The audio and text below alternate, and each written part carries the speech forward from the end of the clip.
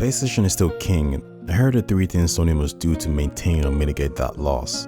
And just to be clear, this isn't a fanboy piece, just my evaluation on the market and the current situation. The first thing you do is double down on AAA blockbuster games. What actually got you to this position in the first place? With all the negativity towards Jim Ryan and Sony's lack of response, all this goes away and the narrative changes with a drop of a preview of one of their established IPs. And there's very few games that carry that prowess. Think Zelda for Nintendo or Smash Brothers in terms of buzz. And Sony has that too. So what happens when they show you gameplay for Ghost 2? What happens when they show you the Spider-Man sequel? And that's just a few of their IPs. And we know there's God of War on the horizon. And we knew AAA IP set to come, as confirmed by Jim Ryan that Sony are investing more than ever on these type of games. Are you still asking them questions? Where's their version of Gamepass? No, you're not. Are you still moaning about MLB The Show? No, you're not. Are we still talking about Days Gone 2? No, we're not. Is The Last of Us remake the topic on your mind still? If yes, then fair enough, but I'm more interested in this, the improvements. And that's why I got this console in the first place, for the exclusive quality games. Not whatever it is you're talking about, and not for a subscription service either. I got it for these titles and experiences that can't be found anywhere else. And there's more to come. Which brings me to the next point. Where there are gaps in your console cycle in relation to games, you fill it in when it's needed. And this is something that's happening right now. Forspoken, Ghostwire Tokyo, Final Fantasy, and Returnal. Some exclusive, some timed.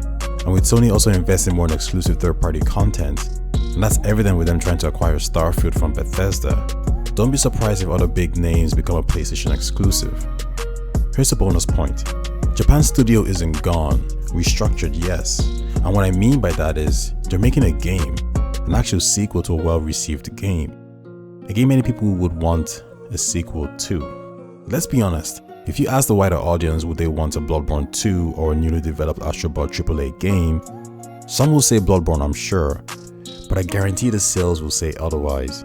The point here is Sony can still make diverse different games, they just pick them when it's needed.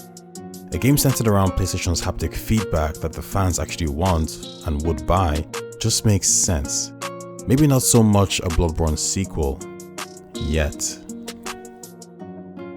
Point 3. So the last point is a bit tricky. It has to do with PlayStation's and Microsoft's approach this generation. Sony fancies themselves as Disney and see Microsoft as Netflix. Xbox got there first to this emerging new subscription streaming market, so they have the quantity and the numbers to back it up. Sony's planning to get into this fully when the time is right. Similar to what HBO and Disney are doing, they're dancing on both sides and not fully committing to releasing their content on day one for their own respected subscription platforms. And while this isn't ideal, it prevents their bottom line from being seriously damaged. Keep in mind, Netflix doesn't bank profits. They reinvest in their services to keep consumers engaged and to ensure they don't lose market share. Sony's not a $1 trillion company, so taking those initial losses when it might not be needed just doesn't make sense. Seeing as Microsoft is coming from a losing position, this was an easy decision. Not so much from the market leader that has shareholders to answer to. So Sony with its Disney-like IPs comes in at the right time when the gaming market is about to embrace this type of service that has dominated the music and is now dominating the film industry. Like Disney, they hope to make up that ground in a short amount of time. I mean, if I told you Ragnarok and West were coming on PlayStation now, day one, 10-year monthly subscription fee, would you not subscribe? The numbers say you will. But right now, it's just too much of a hassle. From a financial point of view, it all makes sense. It's really all about making the right calls at the right time. Microsoft is fully aware of this, so they buy. Their plan is not for you to decide if you want the best deal in gaming on their side or a console with amazing IPs in a PlayStation. It's for you to come to the conclusion and say, I've chosen this console or ecosystem because of this particular game. Because when that's the line, it's all about preference. Quality is on equal footing, and they might have that in quantity.